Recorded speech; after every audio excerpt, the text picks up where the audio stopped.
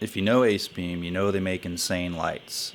Not Vin insane, but still insane. Like insanely bright, insanely long throw, and insanely big usually. This review is for the K70, which, if I'm not mistaken, is probably the farthest FL1 rated throw currently available from a flashlight manufacturer. I'm talking brands like Phoenix, Nitecore, and the like. There are a few specialty light makers out there that make models that can top this, and people who mod them like Vin, but it doesn't make the light any less impressive.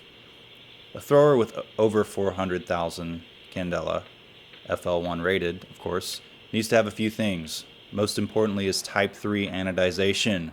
Okay, anodization doesn't have anything to do with throw, but I needed to make sure you realize that this flashlight has that. You're like all flashlights?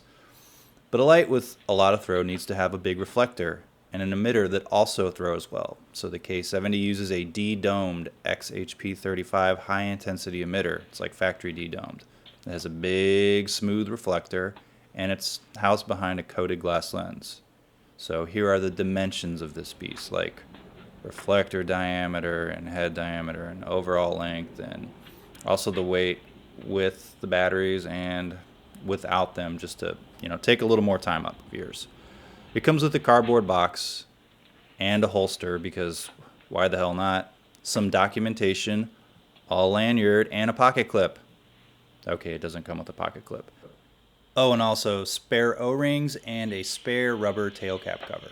And I would say that holster is probably more for like putting it on something else and not really your belt, unless you're one of those dudes. The K70 has 6 modes that are constant output and 1 strobe, so you can blind bears with that insane military technology. And if you're like, what the hell are you talking about right now? Well, you must not get flashlight jokes. Like 5 people on the planet do. Anyway, here are my figures and Acebeams side by side. First is level 1, and kudos to Acebeam for putting a usable moonlight mode on this light. Level 2, also a reasonable mode. Then comes level 3. Then level 4. Then level 5. And finally level 6. And I know what you're thinking. Well, maybe not yet. You've measured the throw way higher than Acebeam's. You idiot. Well, I tested it many times with 2 different lux meters of the same model and at 25 and 35 feet with high-drain batteries. And after the flashlight math was done, this was my result. If it's any validation on my part, a few other guys on Candle Power forums in the K70 thread were also getting in the mid-5s. One guy even got 600,000, but some were lower too. Oh, yeah, and the strobe, so you can mount it on your bazooka. The UI. I'm super happy to report this UI is about as simple as it gets for a big, expensive flashlight. It's actually not that expensive. First, put the batteries in the battery cage. Note the polarity and then pop them in the light. Now, as far as I know, the cage doesn't actually have polarity whenever you put the whole cage in itself, but the batteries, individual batteries, do have polarity. Okay, I prefer to remove the head instead of the tail cap. The springs in the tail cap are a dual design, and I got them misaligned once or twice and had to bend them back with my Leatherman. So take off the head and you should be good. Okay, so now that it's screwed down, turn it on with the on and off switch on the tail cap. The modes are controlled with the ring around the head. All the way to the left is mode 1, or level 1, moonlight. And with each click right, you get through all 6 modes. And then there's a blank mode that separates turbo from strobe. So it gives you momentary on any of the 7 modes via the tail cap operation. So you can momentary on, again, when you mount it to your bazooka, Mr. Tactical. And the control ring is nice and smooth. It clicks through them really easily. Okay, cool. Runtimes. I'm using protected EVVA batteries that use Panasonic 3500 GA high drain cells inside of the cell, inside of the wrapper, I guess. I did not test for low voltage protection in this light, so use protected cells. First is level 6 or maximum or holy shit or turbo, which at 30 seconds in per FL1 standards I get 2,774 lumens. Then it has a 2-minute step down where it goes to 2,405 lumens. Then gradually declining brightness over the next hour and 40 minutes before the idiot blink kicks in. It runs for longer, but the idiot blink gets more frequent. A responsible flashlight owner would have charged their batteries long ago. Next is level 5. Level 5 runs pretty steadily for about 2 hours before it begins to taper off in brightness, and then you get your idiot blink, and it quickly kicks in at around, 2 hours and 20-ish minutes. It continues to blink faster and get dimmer after that. But since you use this light often and for things other than flashlight reviews like I do, you bought an extra set of batteries, didn't you? You didn't? Well, you should have. Then level 4, you get nearly 6 hours of fairly constant light. Then at 6 hours in, guess what? The idiot blink. You brought those extra batteries, right? And as I let this run for a few seconds longer so I don't have to shoot so much extra footage, I'll introduce the beam shot section.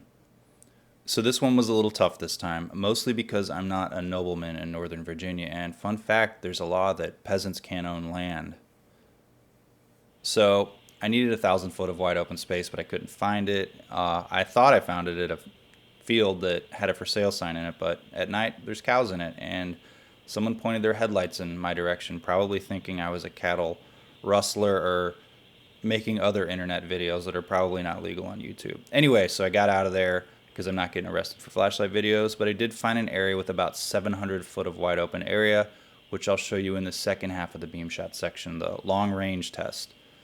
Alright, so here are the lights I'm comparing it to. All of these lights I have reviewed on my channel, so please go check out those reviews for the full details. They're all still available to buy plenty of places on the internet, and they're all awesome or big lumen or I don't know, whatever. First is the K70. Holy shit, that's all there is to say. It's way throwier than anything else that I own by quite a bit. Sure, the TM16GT and the TM03 have higher lumens and will light up closer areas better, but this flashlight is designed for long range stuff. You can see by the bright beam pattern. Next is the TM16GT. Yes, it is a bright and throwy light, but it uses 4 emitters and has a lot more flood too. So it throws very well. Not as well as the K70, but still pretty well. It does have a somewhat irregular beam pattern because of the 4 tiny reflectors inside the big one. So if you're picky about that. Anyway, back to the K70 to show you its nice beam pattern, and then onto the Acebeam T20. This is a thrower, but a much lower lumen output thrower, especially when compared to the Nitecore and this, Acebeam. I like it okay, but considering the length, the K70 is just as convenient or inconvenient to carry. T20 is lighter, so the K70, blah, blah, blah, back here again. And now the Convoy L6, the most affordable light by far in this bunch. It also has some punch, but as you can see, or as you will see in the longer range beam shot section, that it ain't great for long range stuff. Now back to the K70, which has a smooth reflector, and it's better for throwing in addition to the, better throwing de-domed emitter. Now we're doing the Nitecore TM03. This was the last light I reviewed, probably like a week ago. Not a throwy light at all comparatively, but it's really tiny compared, and it's a high lumen light. Anyway, now the longer range test, or how to sneak around a schoolyard at night. Okay, maybe not sneaking with a 3,000 lumen light, but I didn't get arrested, so that's good. First is the K70. Look at those trees light up. You'll see in a minute that once you open up the spaces a bit, this light really begins to show you what it's capable of. Closer distances don't do it justice. Now the TM16GT, which is no slouch, but as you can see it coughs a little bit in the high humidity and doesn't light up the trees quite as well as the K70. But it has a lot more foreground light. See? Remember, the Nitecore is a much higher lumen light. It's all about context. Now the T20, which lights up the trees but a smaller portion of them, and technically it's the lowest overall lumen output light in this bunch. Back to the K70 for a bit. Okay, now on to the Convoy L6. At this distance, it doesn't seem a throwy light anymore, does it? This also goes to show you the FL1 system of rating isn't a real-world distance meter, so don't use it like that. This isn't a knock on the Convoy flashlight, this is just an illustration of how the rating system has its issues. Okay, so now to the Nitecore Tiny Monster, which is not a good light for 700 feet of distance, no matter what the rating says.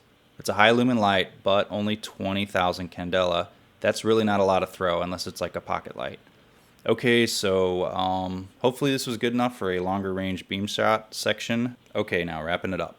As you can see by my semi-long range test, this flashlight does one thing better than just about all other production lights out there.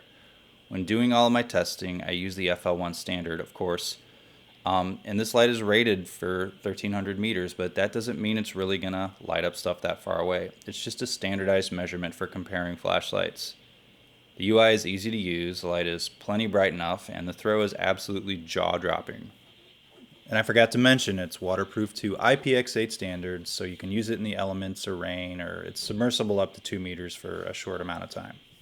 I would have preferred an integrated battery holder tube like the Nitecore's TM16GT has, but that's really a minor quibble. Again, barring modded lights like VINs and maybe one or two specialty manufacturers and other people who mod flashlights, I'm not aware of any other light that you can currently buy from somebody that is this throwy. Maybe even Satan. I don't know. Does Satan sell flashlights? Yeah, it's called lumitact. Anyway, it crushes anything by Phoenix or Nitecore and throw, at least until they make a better light. If you like this light and like this review, please get it at bestlight.io, who provided this light for review. The link is in the description, along with a discount code that could expire at any time. So like this video, subscribe to my channel, and leave a comment about a flashlight that you know that's bigger, brighter, and how I was wrong. Or don't, just say something cool. Thanks for watching.